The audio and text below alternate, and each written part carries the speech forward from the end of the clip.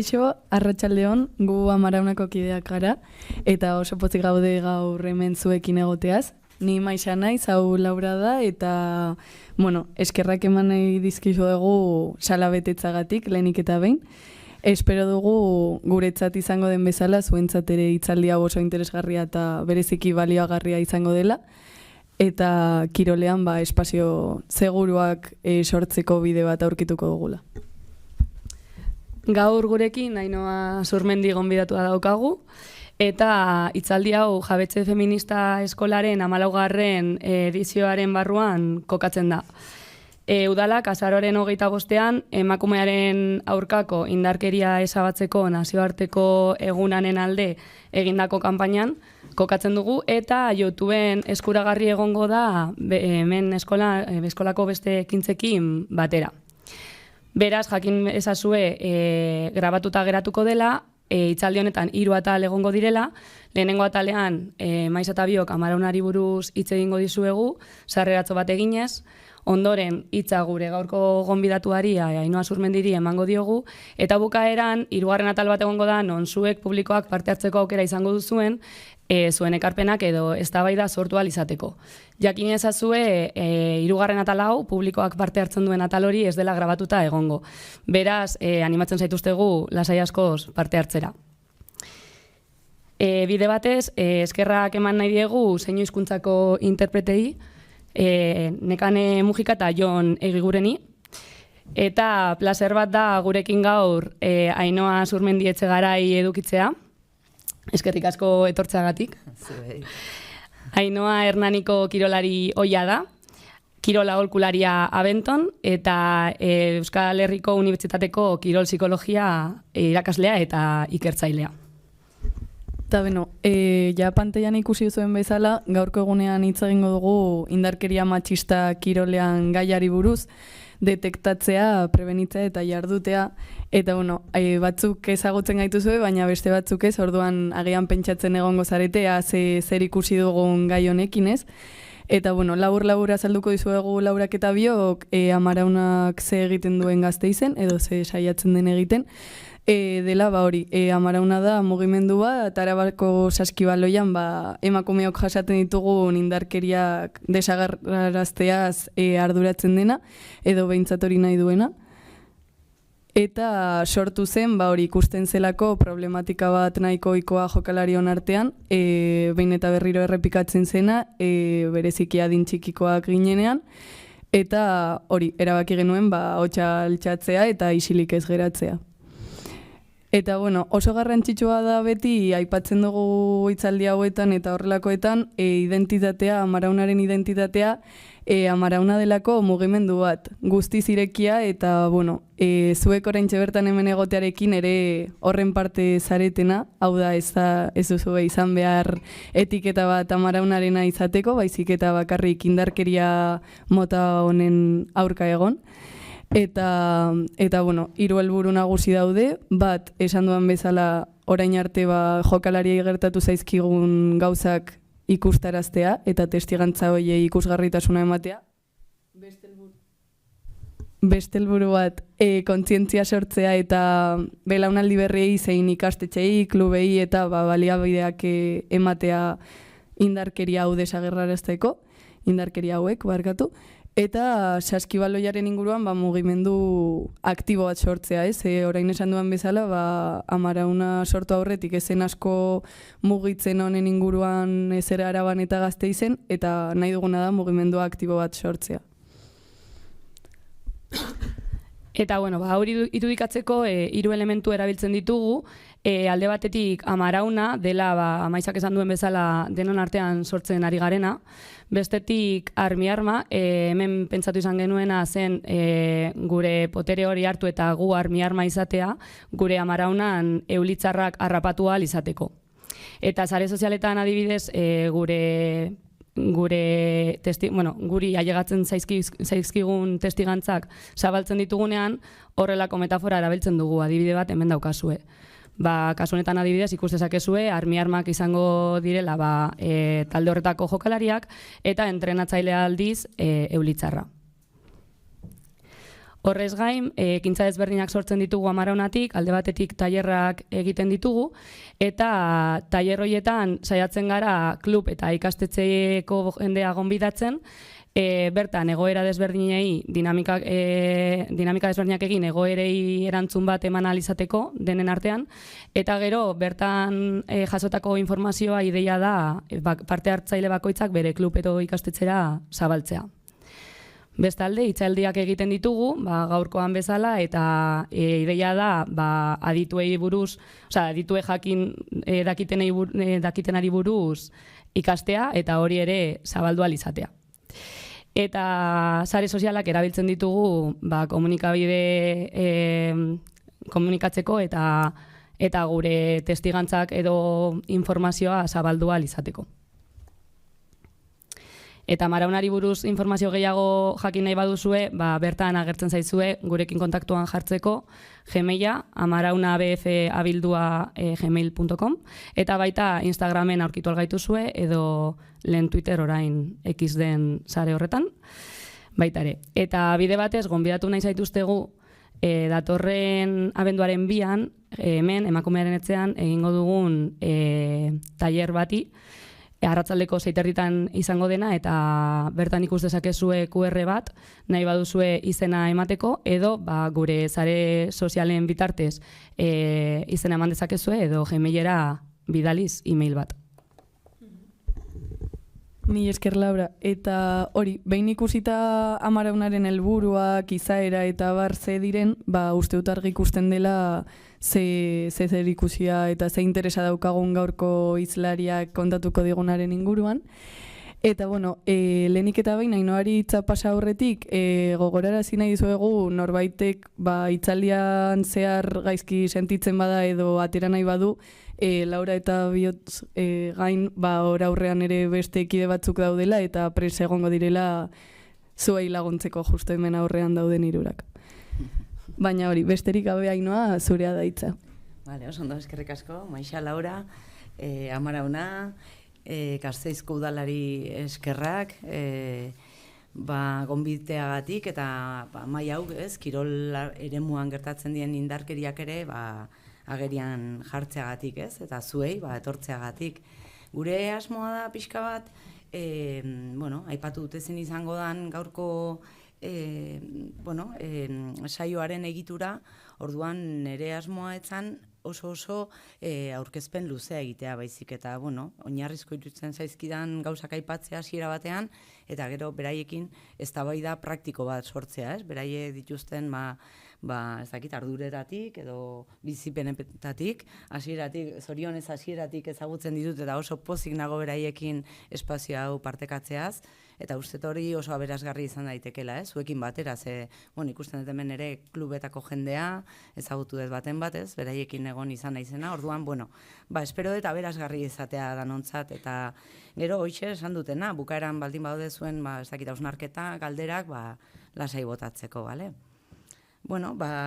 Hasiko gea, pixka bat, kontestua, testu ingurua, jatorria, kontutan hartu behar dugu, kirolarloa tradizioz eremu maskulinoa izan dela, eta hala izaten jarraitzen dula, ez? Hor, estereotipo oso argiak markatuak izan dira, kirolak aukeratzeko garaian, txiki-txikitatik, eta baita ere, kiroloietan, neska edo mutilizan, ez bitarrak oaindikan ere, edo pertsona ez dianak identifikatzen, ez? Binarismo sexualarekin oraindik ere diskriminazioak jasaten dituzte, orduan oso markatuta egon izan da beti, emakume edo gizon izan, ez bakarri ze kirolegin, baizik eta ze jarrera jokabide ukibar genituen kirolean, ez? Eta horrek asko markatu du, baita ere, botere harremanek markatu duten bezala, ez?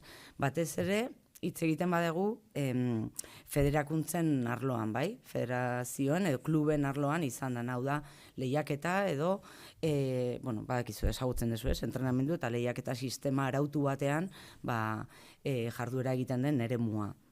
Oso garrantzitsua izango da, eta nire hitzaldian zehar, agerian eta zeharka, botere harremanetaz hitz egiten ariko naiz.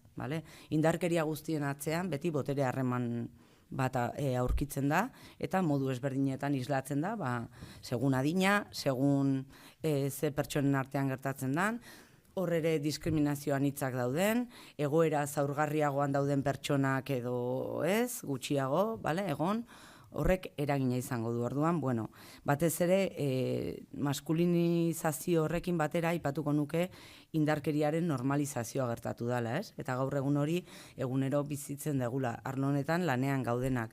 Asko ez gea kontziente izan, ez gea gai izan agian antzemateko egoera batzuk, edo seguraski ziurgabetasuna edo ezerosotasuna sortu dizkiguten egoerak bizi izan ditugu, baino ez dugu jakin izan identifikatzen, edo ez ditugu bideak eduki horretaz hitz egiteko, eta hori guztia gaur mahai gainean jarri nahiko genuke, ez? Pixkat aurre ingo dut, gero kontatuko dugu. Zer dakigu? Indarkeriaz datu batzuk emango ditut, hauek,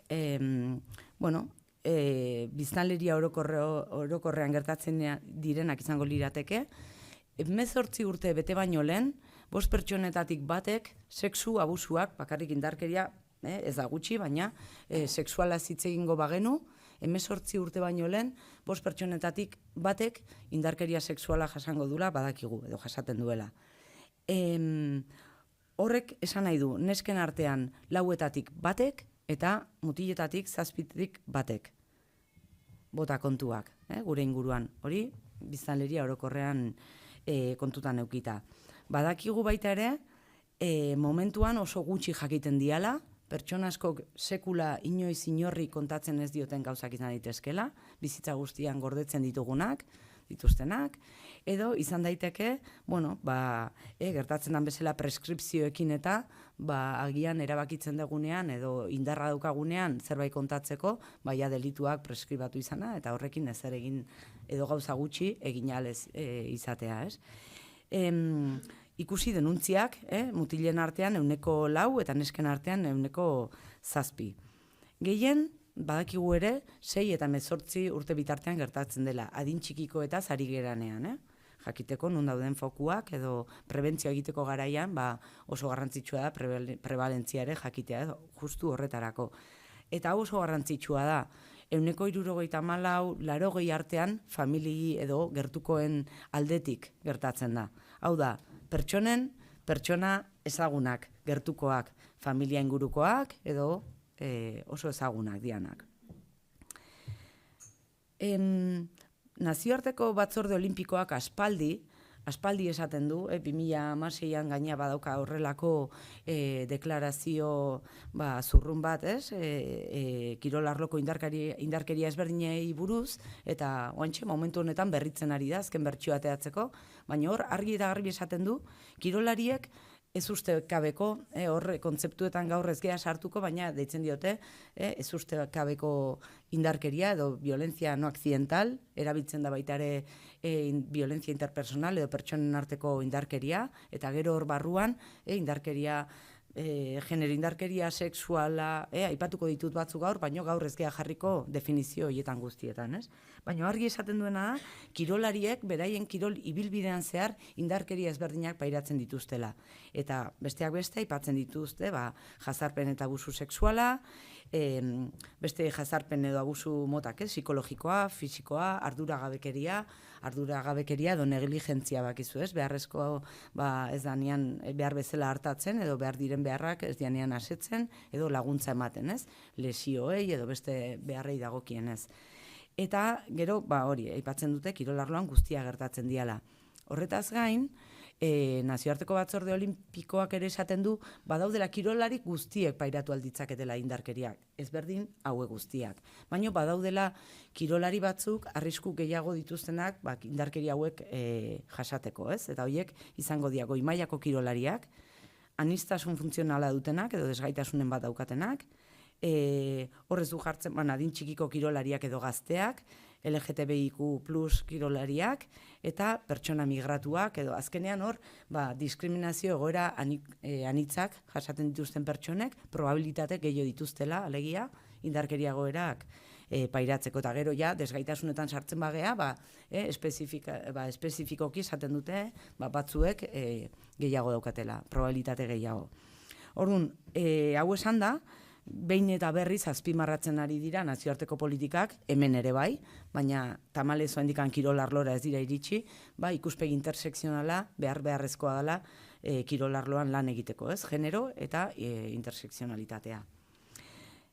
Horrez gain ere, nazioarte mailan lanean ari dian beste erakunde batzuk aipatzearren, FIFA aipatuko dut, batez ere FIFA esaten badet eta aurreko urteko emakume munduko txapelketa aipatzen badet, danoi irudi bat etortzen zaigulako burura, ziur aski ez, gizon honek egindako guztia etorri altzaigu burura, eta FIFak argi esaten du adin txikiko kirolariekin berezko lan egin behar dela indarkeria prebenitzeko, baina kontutan eduki behar diala beste kirolari helduak ere bai. Eta zuzenki emakume gazteak aipatzen ditu. Claro, eremu maskulinoetan indarkeria pairatzeko probabilitatea ere handitu egiten dalako kirolean. Behintzat ikerketek hori ere esaten digute. Orduan hori oso garrantzitsua izango da. Testu inguruak pertsona batzuk zaurgarriagoak egiten ditula. Bueno, kontutan eukitzen badugu kirol arloan gaur egun dauzkagun datu berrienak, aipatuko ditut hiru ikerketa, hiru datu ezberdin, hiru datu iturri ezberdin. Batetik, 2016an Europan egiten den meta ikerketa bat, hau da, egin dian ikerketa ezberdinen errebisio bat egiten da, eta hor aurkitzen dute, kirolariek, beraien bizitzan, kirol bizitza momenturen batean, jasandu dituztela, sexu jazarpena, ikusi rangoa oso handia da, tartea, 14tik 159 arte, abusu sexuala 6 mutilek bikoitza izan daiteke emakumeengan, indarkeria fisikoa 11, indarkeria psikologikoa 38, eta hori beltzez azpimarratu behar dugu. Gero eta gehiago ari dia agerian jartzen ikerketak, indarkeria psikologikoa oin arte normalizatu dian jarrera edo jokabide guzti horien artean dagola, eta hasi behar gehala azpimarra jartzen hori abusua dela baita ere, ezta? Eta bulina 130. Zergatik daude ezberdintasun hauek herrialdeen artean, edo ikerketen artean, metodologia ezberdinak erabili dialako, edo adibidez, kontzeptuak operazionalizatzeko moduan definizio ezberdinak erabilia abusuaren edo jazarpenaren definizioa. Orduan gaur egun ari dia saiatzen nazioarte mailan bateratzen pixka bat hizkuntza bat, ikerketa konparagarriak egin ahal izateko. Horrekin batera, ez moitu jarrituko dut hemen kontatzen gauzat, 2021an egiten dute ikerketa bat, Europako 6 herrialdetan, pertsona helduei galdetuta, adin txikikoak zienean zituzten esperientziengatik, zaila da, adin txikikoekin ikerketa egitea, orduan galdetzen diete, beraien kirol esperientziaz, cases proiektua ditzen da, eta hor ere Espainiako datuak jasotzen dituzte. Eta hor, ateratzen dian, ikertzen dituzte, hemen agertzen dian indarkeria mota ezberdinak, utzikeriaren negligentzia sartzen dute, eta hor ateratzen dian datuak aipagarriak dira, neska eta mutilen artean ez dituztela desberdintasun estatistikoski signifikatiboak edo aurkitzen, gero gehien indarkeriagoera gehienetan klubean gertatzen dela, eta batez ere indarkeria psikologikoa. Eta horren normalizazioan azpimarra. Baita ere, honekin aipatu nahi detena gaur egun nazioarte mailan lan handia egiten ari diala, programa asko sortzen ari diala, eta gero hemen zerbait aipatuko eta hemen zer ari gehan egiten, programa asko indarkeria prebenitzeko, baino ja ikuspegia ez da bakarrik indarkeriaren prebentzioa, baizik eta ikuspegi zabalago bat ongizatearen ikuspegia, ez? Eta nola sortu eremu seguruak, osasuntsuak, errespetua sustatzen dutenak, ibilbide guztian zehar pertsonen potentzial osoa garatzen saiatzen dianek pertsonalki baita ere, eta ez kirol arloan, ez? Eta hori garrantzitsua izango da paradigma aldatzen dulako pixka lan egiteko orduan. Orduan, hau oso egungo oantxe egin dutena eta oendikan ez dute publikatu, beste ikerketa batek, eta egin duten mundu osoko ikerketen errebisio bat. Eta ikusi, hemen berriz ere, datua adierazgarri bada, kirolarien 44% eta 86% artean, beraien kirol bizitzako momenturen batean, indarkeriarekin zerikusia dukan egoera negatiboren bat bizi izan dute. Vale? Datuak oso adierazgarria dira. Eta honekin batera, nahiko nuke aipatu, garrantzitsua dela ere kontutan eukitzea, indarkeria hauek ez diala estankoak. Batzutan solapatu egiten diala, eta hau badakigu, indarkeria sexuala gertatzen denean, batez ere kontaktuarekin aipatzen dugun indarkeria sexuala horrek barne hartzen du baita ere, seguraski fisikoa, psikologikoa, edo beste indarkeria batzuk orduan, beraien artean ere horrelako sarea sortzen dute. Bueno, eta zein dut hemen, ez saltatu familiarena, ez da? Vale, bueno. Ze pasatzen da? Aipatuko beste gauzatu baino lehen, lotuta, aipatu ditutenian datuak, 180 familia edo ezaguna izan daiteke norbaitek egiten dituela, edo sortzen dituela indarkeria egoera horiek, adibidez, Angela Domínguez Oro Plata y Bronce elkarteko kideak, berak aipatzen du, zein neurritan ez dian oso antzekoak, kirolarloan sortzen dian harremanak eta familiakoak, Eta hortik hasten da bera pixkat azaltzen indarkeriaren jatorria, kirolarloan. Esaten du, batez ere, pentsatzen dugu, harreman diadikoak edo goi-mailako kirolariak kirol individualetan, etxetikan kanpo daudenak. Adibidez, goi-mailako zentro batian entrenatzen ari dianak, ez daudenak, bere ingurune, seguruago, berez, familia lagunen inguruan.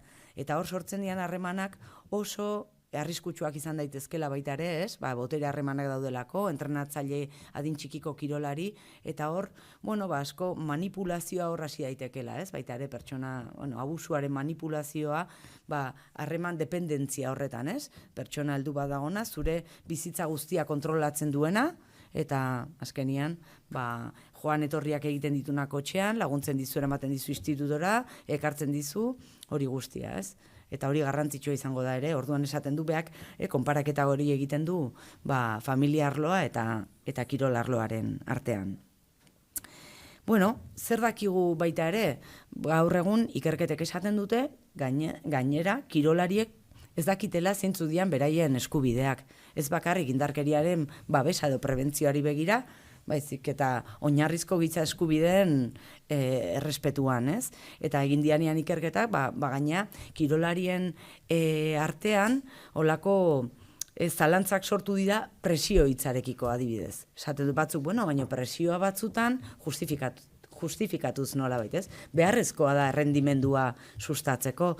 Baina hori hobeto definitu beharko litzateke orduan, konturatu dira presio hitza bera, operazionalizatzeko orduan, ondo landu behar dela, eta noski, aldez aurretik kirolariekin lanketa bat egin behar da, esaten ari bagea, tradizioz, indarkeria goerak normalizatu egin diala, seguruenik niri normalizatu baldin badet, eta ikerketa batean erantzun behar baldin badet, igual ez ditut identifikatzen indarkeria goera horiek, Egia da, arlo honetan adituak dianek, benetan ondoari diala dirazten hori egoera konkretuen bitartez. Horrela pixka bat ez dute galdetzen jasan dezu indarkeria sexuala, baizik eta egoera konkretuak aipatzen dituzte eta horrela lortzen dute informazioa ateratzea, baita ere azpimarragarria da, emakumeek gizonek baino ezagutza txikiagoa zutela, ikerketa honetan aipatu dutenak, badutela beraien eskubidei buruz, beraz, horrek ere prebentzioa eta lan egiteko garaian, datu batzuk edo informazioa ematen digu, Eta beraiek, esan deten bezala, presioa eta jazarpena oso kontzeptu desberdinak bezala bizitzen dituzte, beraz, hemen ere lana badaukagu egiteko, ezta? 2018an ja, Europako Kontseiluak egintzun lan bat kirolarloko, kasu honetan, sexu abusuei buruz egintzun, eta adin txikikoekin, baina egia da ere, gero kirolarloaren berezko arriskuetaz hitz egiteko garaian, indarkeria mota ezberdinak aipatzen ditula, Eta, esaten du Europako Kontseiluak, kirolean badaudela, egoera batzuk berezko arriskua edo indarkeria gertatzeko arriskua handitu egiten dutenak. Eta besteak beste, adibidez, lesioei tolerantzia handia eukitzea edo lesioak minimizatzea, hori ez da zer, edo entrenatu dezakezu, egin dezakezu. adibidez, lidergo autoritarioa, ez? Hau aipatu izan dut, bueno, nik orain dela urte batzuk, ez? Tesia egiten ari nitzanean, nire buruai galdetzen nion adien, esaten nuen, ez? Nik uste lidergo autoritarioa, autokratikoa lotuta egon daitekela abusuekin eta sexu abusuekin, ez?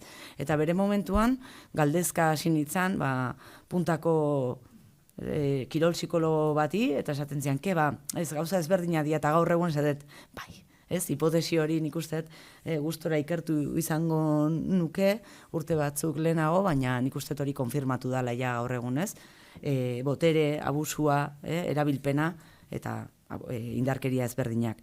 Orduan hori garrantzitsua izango da. Baita ere, zerbait gertatzen danean sekretismoa, ez? Tapatzea, inorrez dadin enteratu, eta guazen, tirako dugu aurrea, nola ala, eta honen adibide pila bat jarri genitzazke. Oso gertukoak, nazioarte mailakoak, prentxan ikusten ditugunak, Eta hori askotan kritikatu egiten dugu, adibidez, kirolarloan esaten dugu arlo maskulinoa dela, eta hor gizonen arteko sare informalak eta kooptazioa deitzen dana, ez? Asko erabiltzen da, bai izendatzeko, karguak izendatzeko, edo norbait kontratatzeko orduan, baina baita ere agur esateko orduan. Ikusi izan dugu, hain dela hilabete batzuk prentxan adibidez, Europako futboleko klub oso ezagun bateko kirol zuzendariak dimititu egin zula kargotik. Dimitituzun, eta gerora azaltzen dira hortikan beste berri batzuk esaten dutena, izan zala lankideekin egon ziren sexu jazarpen arazo batzungatik. Eta orduan esaten zu, orduan berak dimititu du. Kurrikuluna garbi, badijoa, eta beste klub batera jun daiteke, ez? Hor ardura nun dago baita ere klubetan, ez? Erakundeetan, sekretismoa, ez? Igual, kurrikuluna zikintzen badiot, igual bizitza izorratuko diot. Hori aipatzen dutenean klubetan, nik askotan erantzuten diet, zeini izorratu bizitza, zein eta zaizea. Oso garrantzitsua da, ez? Oso argi ukitzea, lanketa hasten dugunean, eta indarkeriaren prebentzioan baita ere, oso zurrunak izan barriala baita ere, balore horiekin, ez, ezarritako printzipioekin. Ze askotan, esaten nahi bagea, bostetik bat, bakarrik indarkeria sexuala kontutan eukitzen baldin badegu, atera kontuak berriz esaten dut, ez, gure inguruan.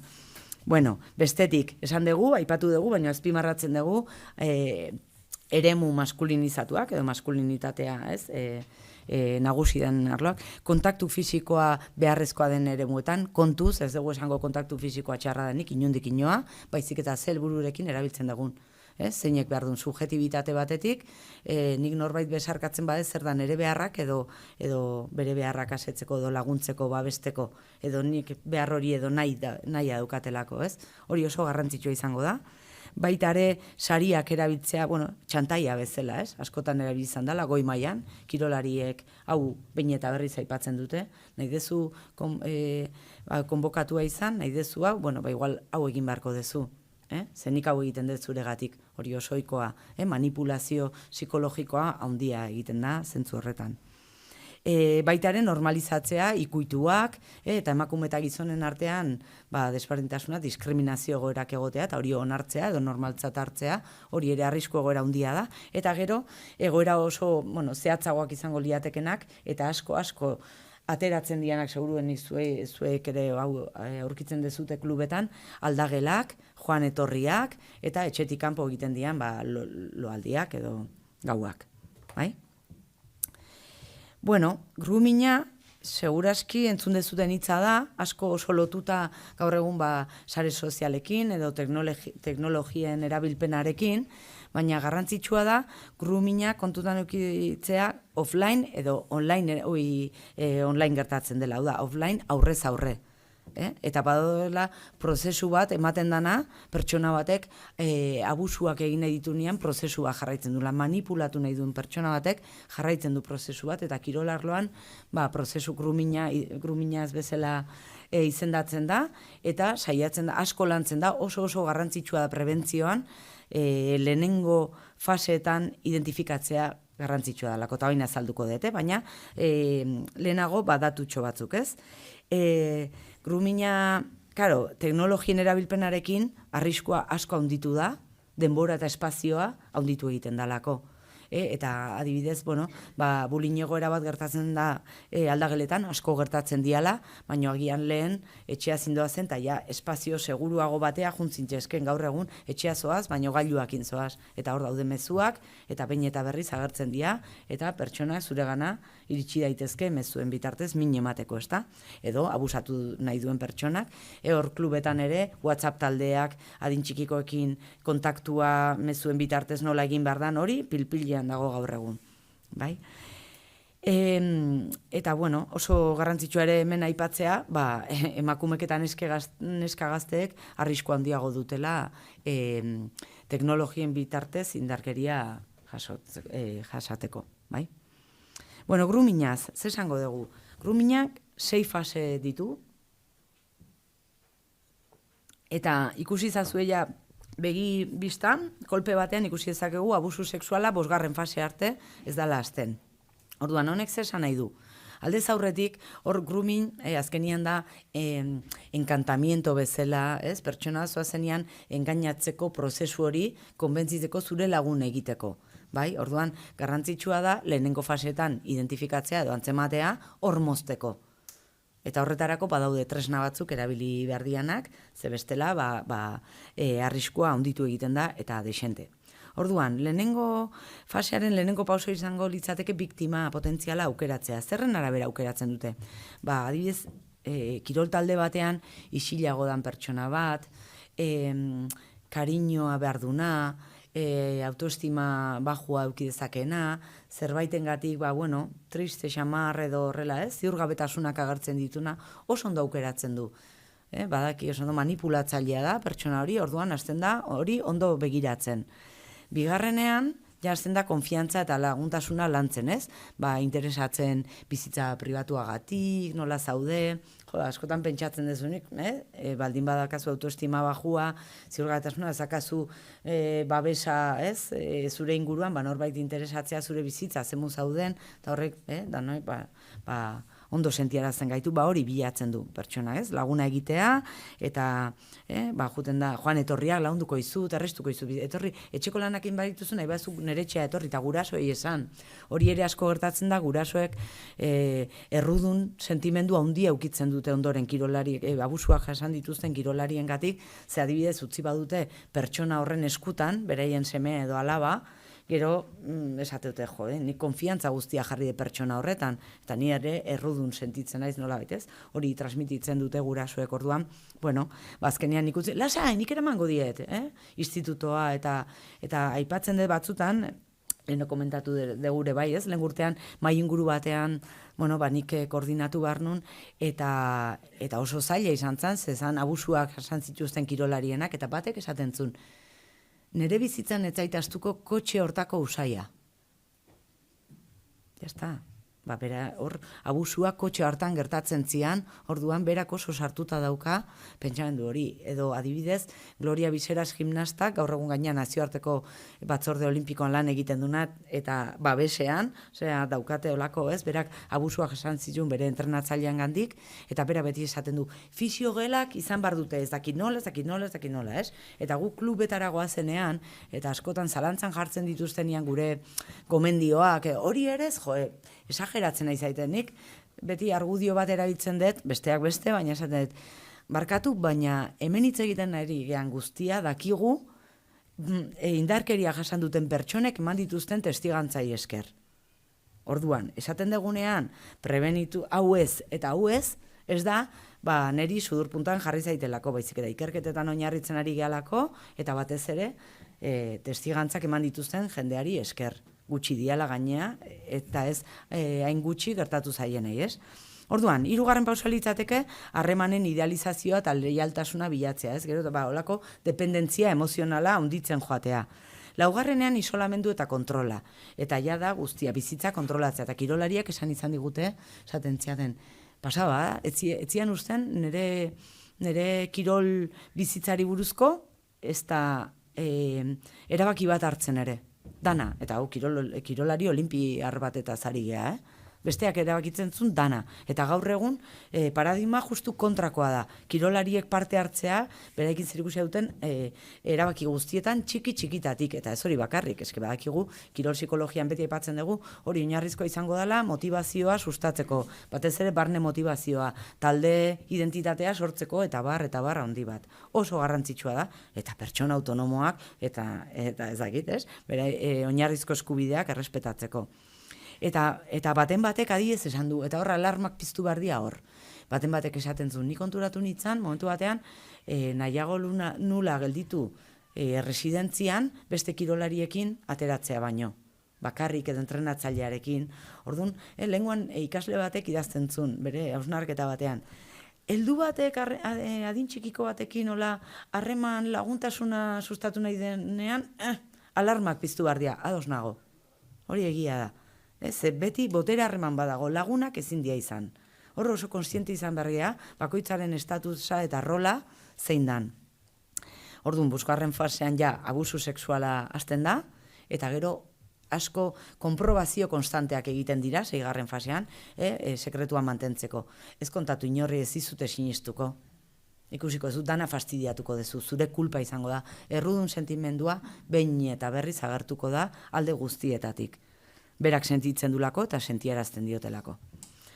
Orduan, bi azkar, baina oso garrantzitsua dianak, nire ustez gaur egungo lanerako markoa aipatzeko, gaur egun bi lege nagusi dauzkagu esku artean edo gure artean, eta pentsatzen dut danok lopibi edo Ley Rose ere deituta ezagutuko ez dutela, Espainiako legea da, 2021an onartu zana, eta lege honek lehenengo aldiz sartzen du kirolarloa, 47 eta 48 artikuluetan, eta gainea kirolarlora zabaltzen du esaten dana, nola esaten da, el deber de comunicación cualificado, komunikazio derrigorra edo beharra, leno hezkuntzako profesionalek zeukaten beharra hori, hau da guk identifikatzen badegu hezkuntza arloan indarkeria egoera bat, babesgabetasun egoera bat egon daitekela behartuta zeuden ere bai hezkuntzakoak, ez?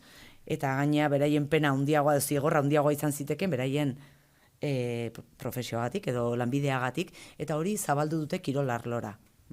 Orduan, guztiok legez behartuta gaude, babesgabetasun edo indarkeria egoeraren bat ikusten badegu gertatzen ari dela adin txikiko baten kontra, hori behar den pertsonei edo erakundeei, espezializatuei, zerbitzu sozialak edo ertzaintzari edo dana dalakoari esatea. Eta gero, beraiek egin behar dute egin beharrekoa, baina danok egin behar duz, beste aldera begiratu, ez minimizatu, ez esan agian ez da, agian bakarrik susmoa da, ze horrela, babesten agiana da, pertsona alduei edo hori egiten dutenei, bale? Garrantzitsua, lege honek 4 gauza aipatzen ditu. Eta jakingo dituzue klubetan baldin bazabiltzate edo, lehenengo gauza, adin txikikoekin harremana duten edo lan egiten duten kirol elkarte guztiek eduki behar dute indarrean protokolo bat. Onartu behar dute protokolo bat prebentziorako eta zerbait gertatzen baldin bada ekintzarako, horren aurrean jarduteko. Bigarrena, eduki behar dute izendatu behar dute pertsona bat babeserako ordezkari bezala, hau da, politika horren ezarpen guztiak koordinatuko duna klubean.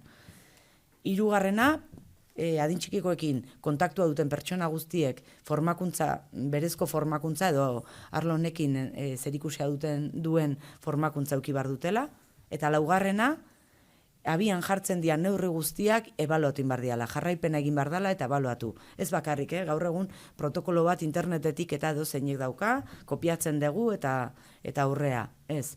Egiten ditugun neurriak, inbardia, erregistratu eta ikusi zer ari gean egiten, eta nola hobetu dezakegun, bale? Orduan, zein izango dia, eta ja pixkat bukatzen goaz, zein izango dia oinarrizko pausoak prebentzioa egiteko kirol arloan? Batetik, esan dugu, ez? Babeserako politika bat diseinatzea, eta ofizialki onartzea, konpromiso hartzea zuzendaritza batzordeak, arduradunak izendatzea, eta pertsona horrek, eta adin txikikoekin kontaktua duten pertsona guztiek, ez bakarrik entrenatzaileek, fisioek, edo ez dakit, joan etorriak autobusa eramaten duten, danek guztiek, behintzat formakuntza minimo bat eukitzea, edo gaiaren gain zerbait informazioa jasotzea, bale? Nola ez? kirolariak, teknikariak, epaileak, familiak, osasun danak guztiek, sensibilizazioa eduki behar dute arlo honetan. Kontratazio segurua sustatzea. Zer da, kontratazio horrela jartzen dut, ze gaur egun oraindikan ere, kirolarloa badakigu voluntariotzan oinarritzen dela hein handi batian, eta ez daudela kontratua pertsona guztienak. Baina zeinekin edo zeinek hartzen dugun gurera, agian seguridade ziurtasun gehiagokin egitea, ez? Gaur egun, entrenatzaile guztiek aurkeztu behar dute sexu delituak ez eukitzean ziurtagiria, ez? Baina hori edozeinek dauka, edozeinek. Ikusi dugu, ez diala salatzen orduan, zer egingo dugu, beste neurri batzuk, osagarriak hartu behar ditugu, bermatzeko pertsona egokiak kontratatzen edo ekartzen ari gehala gurera, ez? Eta horretarako adibidez nazioarte mailan egiten dira, ez bakarri delitu sexualak, ez da delitu bat, baina gero horrez gain, bi kluben gomendioa. Nik leno aipatu duten kluben adibidea, nik esan badio nire lagunai, zuk dimititu eta jazta, bale? Hemen ez da ezer pasa. Eta nik gero idatziko jot beste klubati, pertsona hau munduko onena da, oso ondo, nun dago ardura, ez? Orduan horregatik, azkenian ez dago zero arriskua, ez dago inun. Baina, gomendioak diabeti, alik eta gehien arriskua gutxitzea. Piskat, istea alden gehiena, pertsona egokia ez ekartzeko. Ez egokia ez ekartzeko, barkatu. Gero, jokabide kodeak sinatzea oso garrantzitsua. Tresna hau oinarrizkoa izango da, ze bestela, etengabeko eztabaida batean egongo gea, balore eta esperientzien bitartez. Neska, ez da inbesteako, nahi iruditzen zait, hori larria dala, neri ez, neska, kafetxo bat da, bakarrik edo mezutxo bat, orduan, hori ekiditeko da, hemen ez da onartzen. Ez mesutxoak, ez kafetxoa ez dakinun, eta hori ezartzen badugu jokabide kodeak danok badakigu, zintzuk dian arauak, oinarrizko arauak, kirol elkartean. Eta hori izango da, tresna oso garrantzitsua, eta gainea egon bardu sartuta baita dut disiplina araudi guztian, ze klaro, bestela, gaur egun zer gertatzen ari zaigu, lehenengo ez badago denuntziarik ezin dugu ezer egin. Ja, bale, eta susmoak daude. Baina, gaina pertsonak, helduak baldin badia beraiek aukeratu dezakete. Noiz, nola eta zer egin horrekin. Salatu edo ez. Eta zu klub bezala, ez dago salaketa, bale.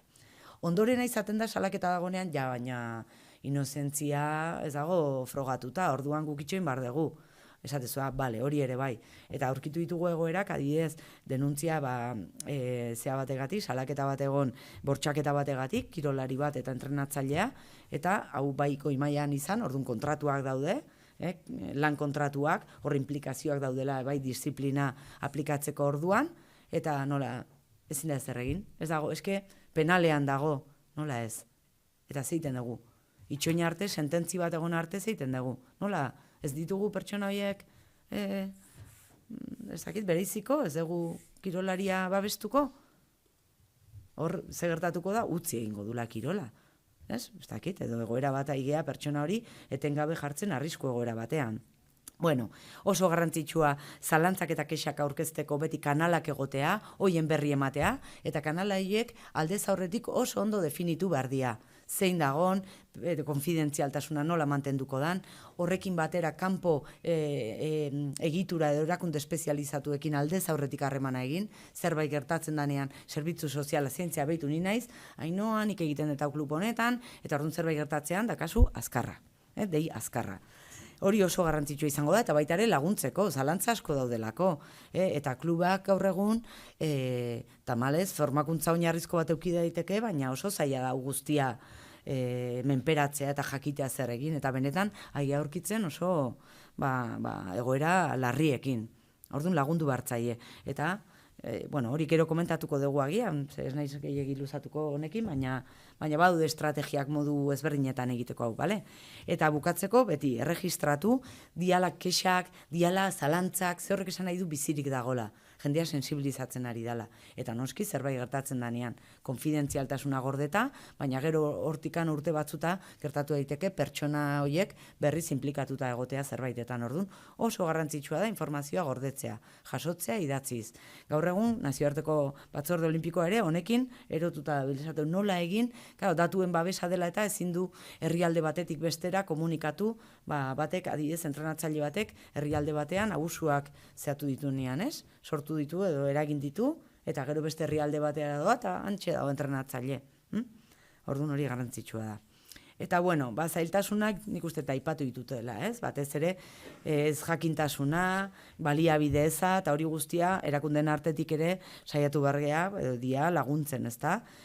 Jarraitzen du indarkeriaren normalizazioak arazo handi bat izaten, jendeak zalantzan jartzen du, oandikan ere indarkeria matxista prebenitu nahi denean klubetan, horrela hitz egiten danean, emakumeen kontrako indarkeria hitz egiten danean, eta begira bestela, esan detena ez, lehengurteko futboleko munduko txapelketako horre guztiak, eskerrak behintzat, lurrikara handia sortu zula, baina oandikan ere horrelako egoerak aurkitzen ditugu.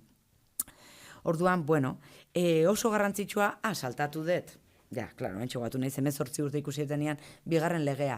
Aipatu dut bakarrik Espainiako legea, baina 2023an hemen gure lege berria, Euskal Autonomia Erkidegokoa onartu zen, eta horrek baduka eskari bat, edo ezartzen du derrigortasun bat federazio guztientzat, egin behar dituztela 2 urteko epean, hau da, datorren urterako, garatu behar dituzte planak, sexu jazarpena eta sexu arrazoiagatiko jazarpena prebenitzeko. Eta klubak, hori jarraitu behar dute klubek, federazioak egiten dituzten plan horiek jarraitu behar dituzte. Zergatik iruditzen zainei oso garrantzitsua gaur egun, guk lan egiten egunean klub ezberdinekin, erakundekin, gure ikuspegia ez da bakarrik adin txikikoak. Nire ikuspegia 18 urte betetzen dituztenean klubean daude ez, eta 20, eta 22, eta ikusi dugu, indarkeria jasateko arriskua ez bakarrik adin txikiko daukatela. Orduan osotasun batean egin behar diala politika hauek eta hau guztia kontutan eukita eta gainea badaukagu marko legala hori iteko, testu inguruak laguntzen du legalak hori egin alizateko, beraz oso garrantzitsua da hori kontutan eukitzea. Eta bukatzeko, alde positiboa, aurrera pausoak ematen ari diala, zuen gertuko bi adibide karrizkizuet, ez bat Amarauna behan, ikuste oso positiboa dela eta oso ona egiten duten lana, beraiek norbere esperientziatik hasitako proiektua, eta saretzelan hori nola zabaldu nahi duten, eta nire zorionak eta pozez gainea hartzen zaituztet, osea, zorionak zuen lanagatik. Eta bestetik, hau berria da baita ere, ez, Mendizorrotzan ere Alabesen partidetan badibidez protokolo bat ezarri dutena jazarpena gertatzen dian momentutan jarduteko, ez? Hori realean ere badago, realean momentu honetan lan hori egin genuen, baina langileen artean, estadioan, baina partidetan, badaude gauzak mugitzen, eta gaina futbol arloan oso garrantzitsua dela, esan dugunagatik, maskulinitate tradizionalaren adierazle nagusiena delako, ez? Eta hoxe litzateke, eskerrik asko.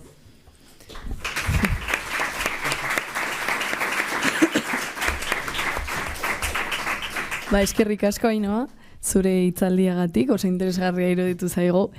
Eta orain ondo baderitzozu, publikoari hitza eman aurretik, Laurak eta biok galdera batzuk proposatuko dizkizugu, eta gero ja hitza pasako diegu publikoari. Nik galdera bat daukat, gruminaren fase ezberdinak azaldu dituzu, guk ere normalean tailerretan eta gruminaren fasei buruz asko hitz egiten dugu jendearekin, baina gure galdera da, ea ze gomendatuko zenioke klubean dagoen entrenatzaile edo koordinatzaileari fase horiek detektatzeko, ze esan duzun moduan nahiko sekretupean erameten den prozesu bat da.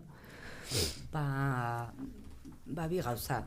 Oso garrantzitsua jokabideko deak ezartzea, oso garbiak, zer da onargarria eta zerrez, eta guztiek sinatzea, horrekin batera ez bakarri sinadura, ze sinadura ze babesten du, bai da disuasorioa, esan nahi dut, zu iriste zaleku batea, irakurtzen zu, ostra, hau ere ezin da, ostra, disuasorioa da zentzu horretan, baina normalean abusatzen duen bat nahiko ibiltzen da, eskakeatzen da, ez zaio ikusten, ez du informazio argi ematen, gero oso jatorra da.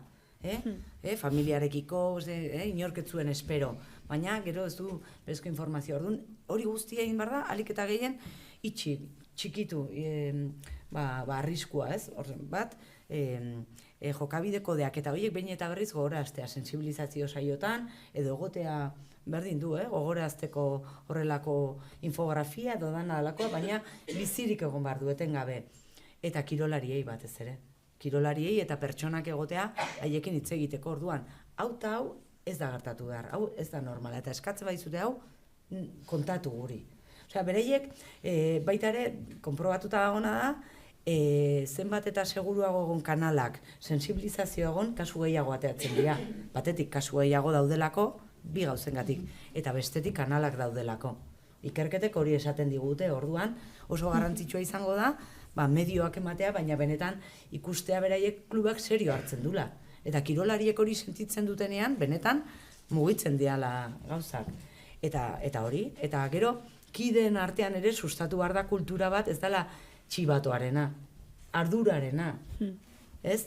Eta ez babestu, ez, adultocentrismo de ordigunean, adin txikikoak edo kirolari gazteak emakumea jartzea, benetan, badakigunak arriskua dutenak, indarkeria jasateko, ez? Orduan, hori gomendatuko nieke. Alik eta gehien murriztea arriskuak eta aukerak gertatzeko. Bai, ados. Eta lehen hitz egin duzun kontratazio seguruari buruz, pentsatzen baldin badugu, adibidez zorionez, ez? Pentsatuko dugu badaudela pertsonak, behar bada lehen egindako gazteagoak izan da edo kontzientzia faltagatik, edo pentsatuko dugu, ez? Indarkeriaren bat aurrera eman dituztenak, baina gaur egun, txipa aldatu dutenak, eta nola ikusten duzu, gaur egun kirol esparruan jarraitzea, adibidez entrenatzaile bezala, kasu honetan, adingabekoekin. Hau psikologian asko erabiltzen dagoen erantzun bat da, segun. Segun. Oso zaila da erantzun bakar bat ematea horri. Segun indarkeria mota. Segun ze ondorio izan ditun. Segun zeintzan biktima. Segun adina. Segun hor sartzen dian beste diskriminazio anitzak edo goera pertsona zaurgarriago egin ditzaketen beste goerak. Orduan, ni jarri behar banu, gutxinak harinak, larriak eta oso larriak dianak gutxi gora bera tipifikatuak egoten dira. Hori baldin bakagu erresago izango da. Harinak dianak, harinak normalean ikasten bade sensibilizazioan bitartez, egiteko beste moduak sortu nahi ditugu. Pertsonak leno entrenamendu sobietarra onartuta zeon, normalizatuta zeon. Ez dakit buiaka gaur egun ere, tamalez gaur egun ere. Orduan, kultura aldaketa sortu behar da danon artean. Hortaz ikasten ari dianak, kontzientzia hartzen ari dianak eta kirolean sartuta eta hori hain ondo ulertzen ez duten. Oain, dianean larriagoak edo pertsonaren ondorio, edo pertsona askoren ekipo bat, ondorio oso latzak utzi baitu, pertsona horrek lagundu dezake klub batean, baina fitxak egiten, ez dakit. Osea, da, segun. Ez niz nahi zauzartzen erabateko erantzuna ematea zentzu horretan, baina, kontu zibili beharko litzateke. Kontrako ez da nahi behar, bai, danok bigarren aukera beti, ez? Hori, segun zer, ez? Ze igual da, arrisku bat, adin txikikoekin egoteko, eta hori, bai da garrantzitsua kontuan ukitzea, nik uste, emakumeen kontrako indarkeria eta batez ere delitu sexualak tartean daudenean, tendentzia handia dago gizarte honetan minimizatzea, garrantziak kentzea, klubetan ere bai, ikusi behar da, eta nik askotan adibidea jartzen dugu, ez? Eta beste delitu motekin berdin jokatzen duzu, ez dakit, lapurreta bat, pistola batekin, ez dakit, berdin esatezu, ikusi behar da. Eta dago, hendikan ere, nik uste, gizarte honetan gutxi esten diala, edo minimizatzen diala asko, delitu sexualak, tamén kontrako indarkeria bereziki. Orduan, kultura aldatu behar da, eta danon artean orduan, hoxe.